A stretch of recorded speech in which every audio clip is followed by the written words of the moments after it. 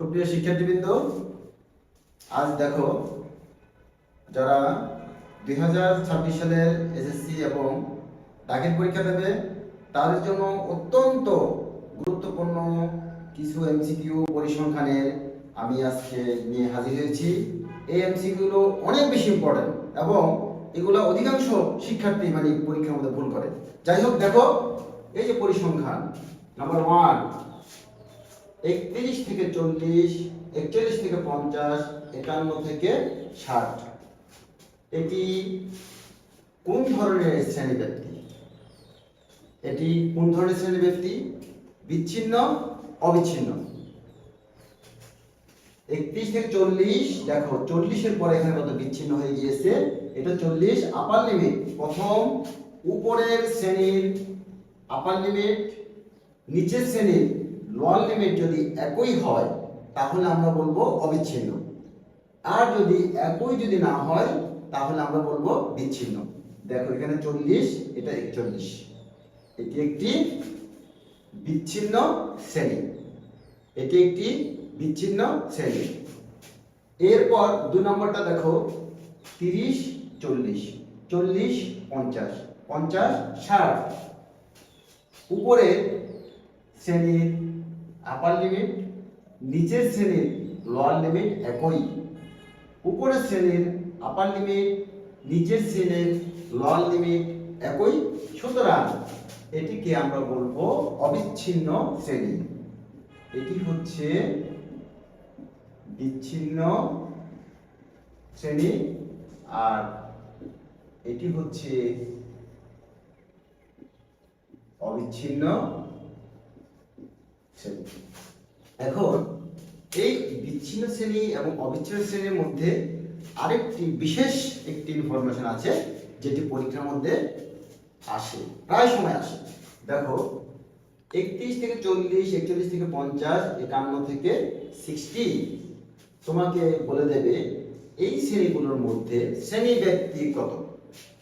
এখানে শ্রেণী ব্যক্তি কত ধরা হবে। এই ক্ষেত্রে আমাকে দেখতে হবে যে শ্রেণীটি আছে সেটি কি বিচ্ছিন্ন শ্রেণী নাকি অবিচ্ছিন্ন শ্রেণী। বিচ্ছিন্ন শ্রেণী যদি হয় তখন আমরা শ্রেণী ব্যক্তি বের করব একভাবে, আর যদি অবিচ্ছিন্ন হয় তখন বের করব আরেকভাবে। কিভাবে? দেখো 31 থেকে 40, তাহলে আমরা বলবো 31, 32, 33, 34, 35, 36, 37, 38, 39, 40। তাহলে 31 থেকে 40 পর্যন্ত সংখ্যা কয়টি? 10টি। সুতরাং এই ক্ষেত্রে বলবো যে শ্রেণী ব্যক্তি হচ্ছে কত? 10। অবিচ্ছিন্ন শ্রেণীর ক্ষেত্রে আমরা 31 থেকে 40 পর্যন্ত নিম্ন সীমা থেকে ঊর্ধ্ব সীমা পর্যন্ত গণে গিয়ে যতটি সংখ্যা পাবো সেটি হবে কত? শ্রেণী ব্যক্তি। অথবা সর্বোচ্চ অর্থাৎ আপার লিমিট থেকে লোয়ার লিমিট বিয়োগ করে 1 যোগ করলে যত পাবো সেটি হবে শ্রেণী ব্যক্তি। আর যদি অবিচ্ছিন্ন শ্রেণী হয়, অবিচ্ছিন্ন শ্রেণী হয় তাহলে তোমাকে হিসাব করতে হবে এই যে লোয়ার লিমিট থেকে 30, 31, 32, 33, 34, 35, 36, 37, 38, 39 পর্যন্ত হিসাব করতে হবে। তোমার আপার লিমিটে যত আছে তার চেয়ে 1 তোমাকে হিসাব করে তবেই তোমাকে অবিচ্ছিন্ন শ্রেণী ব্যক্তি নির্ণয় করতে হবে। তাহলে এখানে আমরা পাচ্ছি কত? এটার জন্য শ্রেণী ব্যক্তি হচ্ছে 10। অবিচ্ছিন্ন মনে রাখতে হবে, অবিচ্ছিন্ন শ্রেণী ব্যক্তির ক্ষেত্রে আপার লিমিটটি এটি কাউন্ট হবে না। 30 থেকে 39 পর্যন্ত কত হয়? 10 হয়। 30 থেকে 39 পর্যন্ত হবে কত? 10। সুতরাং তোমার শ্রেণী ব্যক্তি হবে কত? 10। আশা করি সকলে বুঝতে পেরেছো। এরপর দেখো আরো একটি সবচেয়ে গুরুত্বপূর্ণ একটি এমসিকিউ যেটি প্রায় পরীক্ষাতে আসে। এটি যে কোনো পরীক্ষাতে আসার সম্ভাবনা থাকে এটি, কারণ এটি করতে গেলে অধিকাংশ ক্ষেত্রেই স্টুডেন্ট ভুল করে বসে।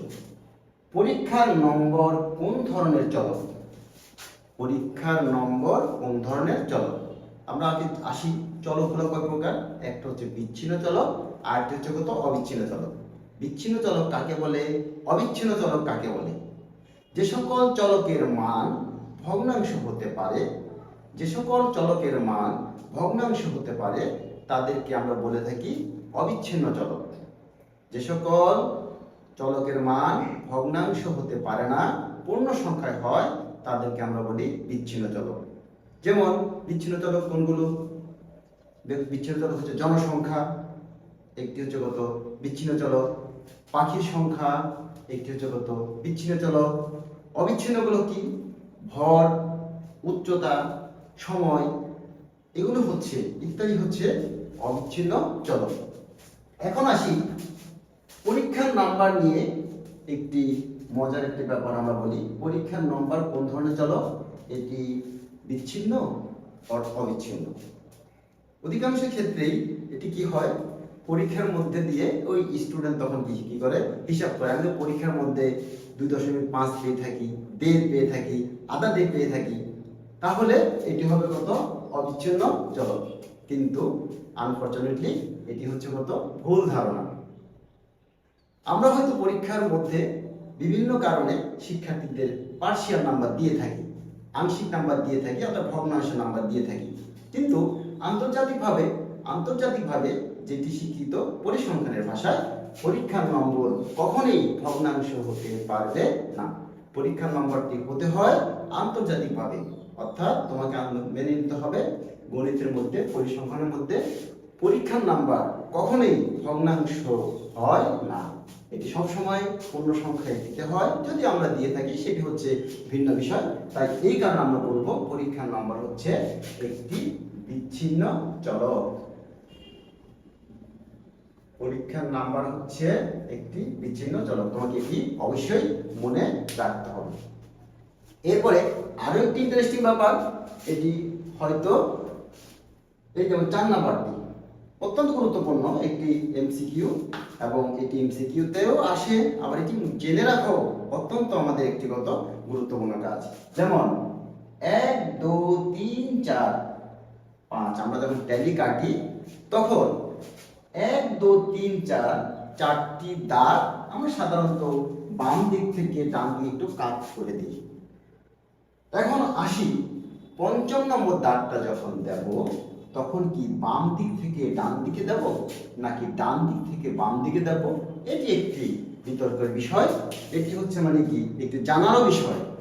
এটি তোমাকে মনে রাখতে হবে, এটি কিন্তু বাম দিক থেকে হবে না ডান দিক থেকে হবে, নিশ্চয়ই এটির একটি সঠিক একটি পদ্ধতি আছে। সঠিক পদ্ধতি হচ্ছে তুমি অবশ্যই বাম দিক থেকে ডান দিকে তুমি 5ম দাগটি বাম দিক থেকে ডান দিকে দেবে। কারণ হচ্ছে যে এটা একটা মিনিং আছে। তুমি যখন বাম দিক থেকে যখন ডান দিক থেকে দিয়ে যখন তুমি এটি একটি বানিয়ে দিয়েছো, এটি একটা অক্ষরের মধ্যে দেখা যাচ্ছে, সেটি হচ্ছে এন। সেটি হচ্ছে কত? এন বানিয়ে দিতে হবে। এটি হচ্ছে কত? এন, এবং এন এর মিনিংটা হচ্ছে নাম্বার অফ 5। এন এর মিনিংটা হচ্ছে নাম্বার অফ 5। অর্থাৎ আমরা যখন ট্যালি কাটবো তখন 5ম দাগটি যখন দেব সেটি বাম দিক থেকে ডান দিক থেকে, বাম দিকের থেকে ডান দিক থেকে এটি দিয়ে এটিকে এন বানিয়ে দেব, এবং এটির মিনিং হচ্ছে এটি হচ্ছে নাম্বার অফ 5। আশা করি তোমরা এখন থেকে সঠিকভাবে তোমরা ট্যালিটি কাটবে। এরপরে আরো একটি এমসিকিউ আমরা দেখতে পাচ্ছি, সেটি হচ্ছে 21 থেকে 30 শ্রেণী ব্যক্তি, 31 থেকে 40, 41 থেকে 50, 51 থেকে 60 and 61 থেকে 70। এখানে আমরা যখন সংক্ষিপ্ত পদ্ধতিতে গড় নির্ণয় করতে যাব, আমাদের এখানে একটি অনুমিত শ্রেণীর মধ্যবিন্দু নিতে হয় বা অনুমিত গড় নিতে হয়। সেই অনুমিত গড়টি কোনটা হবে? দেখো আমরা আগে দেখব এখানে কয়টি শ্রেণী আছে, 1টি 2টি 3টি 4টি 5টি। যখন বিজোড় সংখ্যক শ্রেণী থাকবে তখন তোমাকে মাঝখানে বরাবর যেটি আছে সেটি নিতে হবে। 1 2 3 1 2 3। আমাকে অনুমিত শ্রেণীর মধ্যবিন্দুটা হচ্ছে কত? অনুমিত শ্রেণীটা হচ্ছে কত? এটি। এবং এই ক্ষেত্রে 41 এর মানটা হবে 41 + 50 ডিভাইডেড বাই কত? 2। ভাগ করে যেটি হয় তোমাকে সেটি নিতে হবে। কারণ হচ্ছে মনে রাখতে হবে পরিসংখ্যানের মধ্যে যে গড় মধ্য প্রচুরক আছে অথবা কেন্দ্রীয় যে প্রবণতার মানগুলো আছে সেটি অবশ্যই এটি কি মধ্য দিকে যায়, মাঝখানের দিকে যায়, কেন্দ্রের দিকে যায়। তাই তোমাকে মাঝখানেরটি তোমাকে অবশ্যই কি করতে হবে, সিলেক্ট করতে হবে। অনেকে হয়তো বলে মানে যে কোনো একটি ধরলেই হয়, কিন্তু এটি কিন্তু ওইটি সঠিক নয়। সঠিক হচ্ছে তোমাকে মধ্যবর্তী যেই শ্রেণীটি আছে তার মধ্যবিন্দুকেই তোমাকে অনুমিত গড় ধরতে হবে। এখন প্রশ্ন আসে, প্রশ্নটা হলো আরেকটি প্রশ্ন, সেটি হচ্ছে এখন যদি 71 থেকে 80 সাপোজ এখানে 2 হলো, এক্ষেত্রে আমরা অনুমিত গড় কোনটিকে ধরবো বা অনুমিত শ্রেণীর মধ্যবিন্দু কোনটি ধরবো? এখানে 1টি 2টি 3টি 4টি 5টি 6টি, এক্ষেত্রে 6টি শ্রেণী আছে। এখানে কয়টি শ্রেণী আছে? 6টি শ্রেণী আছে। এই 6টি যখন শ্রেণী থাকবে অথবা জোড় সংখ্যা যখন থাকবে তোমাকে দেখতে হবে, তোমাকে তখনও কিন্তু মধ্যবর্তী জায়গা থেকে তোমাকে যেতে হবে। তাহলে 1 2 3 1 2 3, এক্ষেত্রে তুমি এই মাঝখানে যে দুটি আছে যে কোনো একটিকেই অনুমিত শ্রেণীর মধ্যবিন্দু নির্ণয় করার জন্য তোমরা অনুমিত এই শ্রেণীটি নিতে পারো। অর্থাৎ তুমি এর মান 41 যোগ 50/2 এটিও হতে পারবে, অথবা a সমান কত 51 প্লাস 60/2 তুমি এটিকেও নিতে পারবে। তবে কখনোই আমরা এর বামেও যাব না, এর ডানেও যাব না, যেহেতু আমাদের কেন্দ্রীয় প্রবণতা হচ্ছে কেন্দ্রের দিকে যেতে হবে, মধ্যবর্তী জায়গায় যেতে হবে। এটা আশা করি যে অত্যন্ত গুরুত্বপূর্ণ এমসিকিউ, এবং এই এমসিকিউ গুলোই পরীক্ষার মধ্যে শিক্ষার্থীরা কনফিউশনের মধ্যে পড়ে যায়। আমি এখানে আরো দু একটি এমসিকিউ দেখাচ্ছি যেগুলো প্রতিটি পরীক্ষার জন্য ইম্পর্টেন্ট, আর 2026 সালে যারা এসএসসি অথবা দাখিল দেবে তাদের জন্য অবশ্যই ইম্পর্টেন্ট। দেখো, এখন আমরা যখন বিশেষ করে ট্যালিটা কাটতে যাব, গণসংখ্যা সারণী তৈরি করতে যাব, তখন এখানে একটি শ্রেণী আছে 31 থেকে 40, 41 থেকে 50, 51 থেকে 60।